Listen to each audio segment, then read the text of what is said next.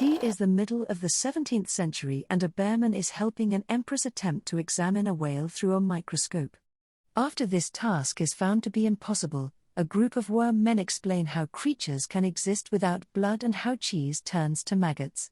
In her turn, the empress scolds an assembly of ape and lice men for their pursuit of tedious and irrelevant knowledge, such as the true weight of air, and commands they instead get busy with such experiments as may be beneficial to the public.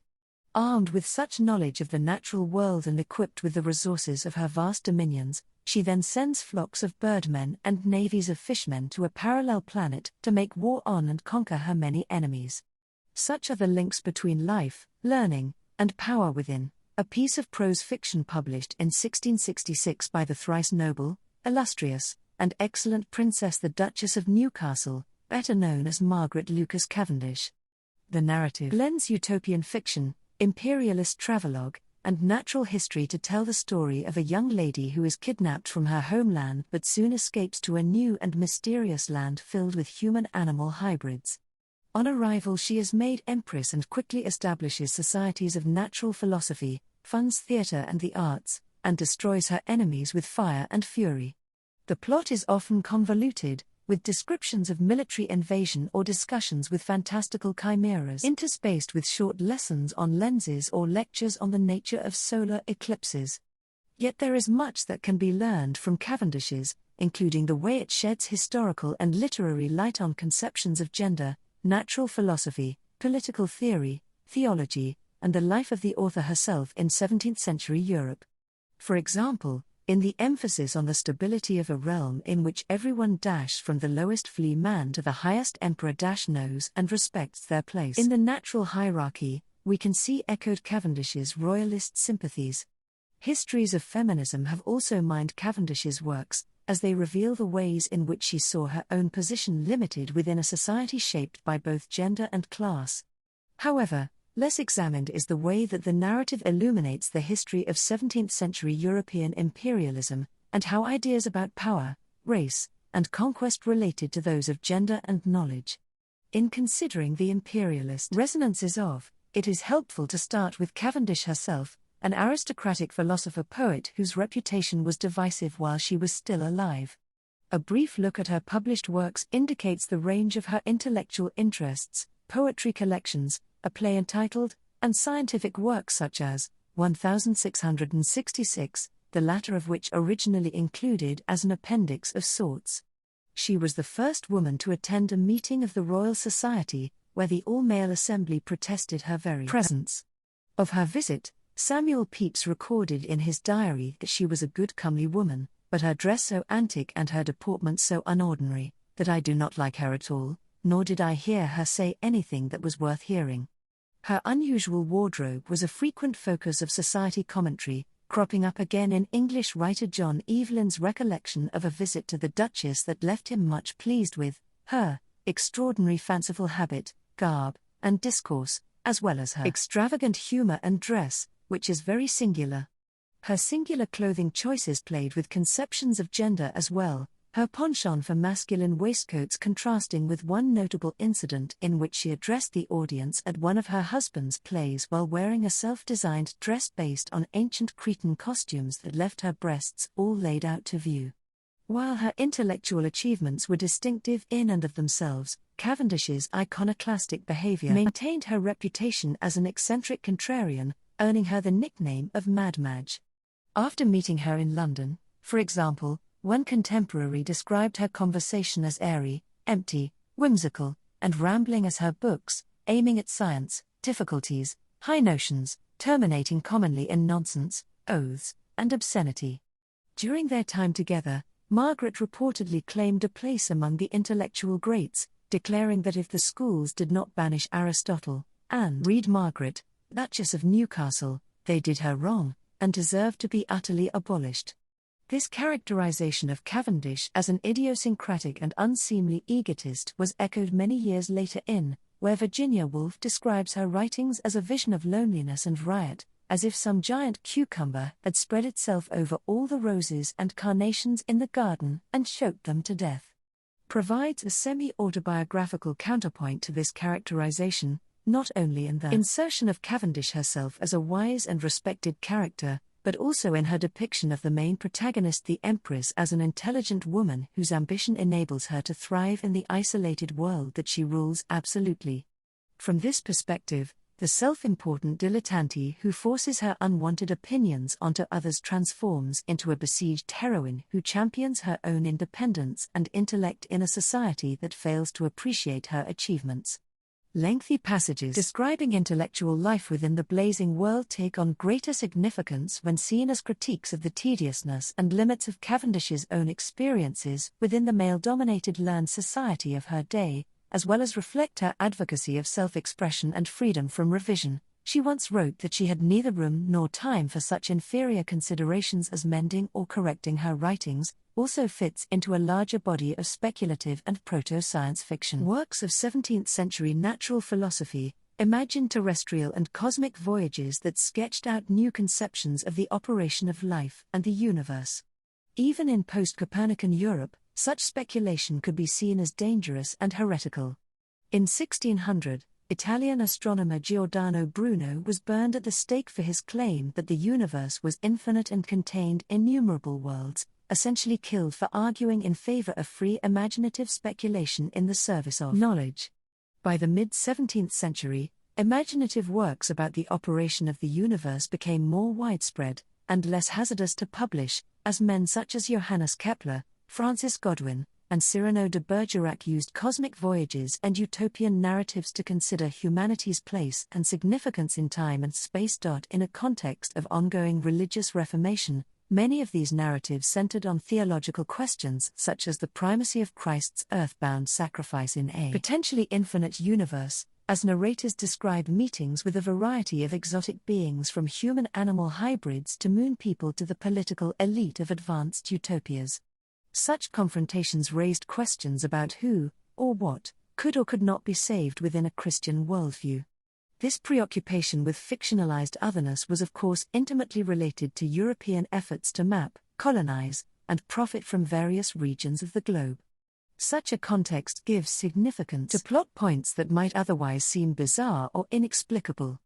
Read in connection with the violent history of European conquest in the Americas, for example, theological discussions about whether or not lunar beings could be saved from damnation become reworkings of contemporaneous debates about the fate of unsaved heathens living in the New World.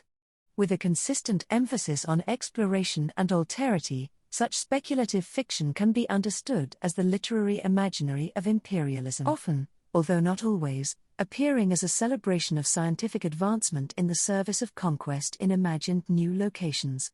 In many ways, is similar to other speculative works from the 17th century, particularly in this connection between imagined and real new worlds. In his loving dedication, Cavendish's husband William Newcastle makes this connection explicit, describing his wife's narrative as a fictionalized fancy made of nothing but pure wit that mirrored the discoveries of Columbus, who found a new world, America 'tis named. However, unlike many of her contemporaries, Cavendish creates a new world in which the discoveries are made by a woman. Within her own realms of fancy, the Empress is free from the gendered limits of the author's own world. She acts as she wishes and her people adore her all the more for it. Indeed, throughout the narrative of the female characters are celebrated for their political, territorial, and intellectual conquests, even, or especially, when they entail great violence. Shortly after our introduction to the unnamed female protagonist, she discovers a new land when she is forced into another world that is joined to her own near the North Pole. Alone and fearful for her life in this strange new place, she is rescued by a large assembly of bear men who carry her to their city of underground caves. She quickly becomes the subject of reverence, as both males and females, young and old, flock together to see this lady, holding up their paws in admiration and decide to make her a present to the emperor of their world. On their journey to the royal city where the imperial race is said to dwell, she meets up with the other indigenous subjects of the blazing world, including fox, geese and birdmen, satyrs, and men of a grass-green complexion. The newcomer learns the local language and observes remarkable technologies, including a ship powered by the extraordinary art of a certain engine which operated by drawing in and expelling a great quantity of air that could act as a motor and cut a path of tranquility through rough waters. Upon her introduction to the royal court, the outsider's beauty and radiance convinces the emperor that she is some goddess to be worshipped, wed, and crowned. The emperor seemingly brushed aside, the woman now has absolute power to rule and govern all that world as she pleased. To exemplify her new station, the now empress dons an impressive outfit of bejeweled clothing and accessories that make use of local natural resources to better reflect her political power. Along with a rainbow-colored diamond-encrusted buckler, to signify the defense of her dominion, she also wields a spear made of white diamond, cut like the tail of a blazing star, which signified that she was ready to assault those that proved her enemies. Making quick use of her new authority, the Empress establishes learned societies to ensure that all of her animal-human subjects followed such a profession as was most proper for the nature of their species, be that philosophy, astronomy, chemistry, physics, politics, mathematics, oration, or architecture. Natural hierarchies are thus maintained and every satyr and foxman knows their own place in the cosmic order. Following a lengthy account of reform, and counter-reform, of intellectual life within her vast dominion, the Empress turns to religious and spiritual matters, collaborating with immaterial spirit beings to create her own poetical or romantical Kabbalah and, in the process, summoning the soul of the Duchess of Newcastle Margaret Cavendish to act as her personal scribe. Although the two are from different home worlds, the two authorial ciphers soon become close friends in the blazing world, particularly due to their shared ambitions for glory and power. The Duchess, as the character of Margaret Cavendish is referred to in the narrative, soon becomes upset that she has no empire to call her own, leading the two to discuss how she might acquire such a dominion. After deciding that terrestrial conquest will not suit her needs, the Duchess is advised by the immaterial spirits to simply write her own coelestial world, for every human creature can create an immaterial world fully inhabited by immaterial creatures, and populous of immaterial subjects, and all this within the compass of the head or skull. In creating her own world according to her own rules, she may enjoy her power without controller or opposition, making what world you please that can be altered and enjoyed without limits. However, their joyful celebration of the possibilities of speculative fiction are cut short when the Empress learns that the place of her birth has come under attack. Mobilizing the vast intellectual and material resources of her new dominion, she vows revenge and promises all the assistance which the blazing world was able to afford. To most efficiently mobilized troops, the Emperor suggests that the immaterial spirits might be able to inhabit the bodies of their dead foes.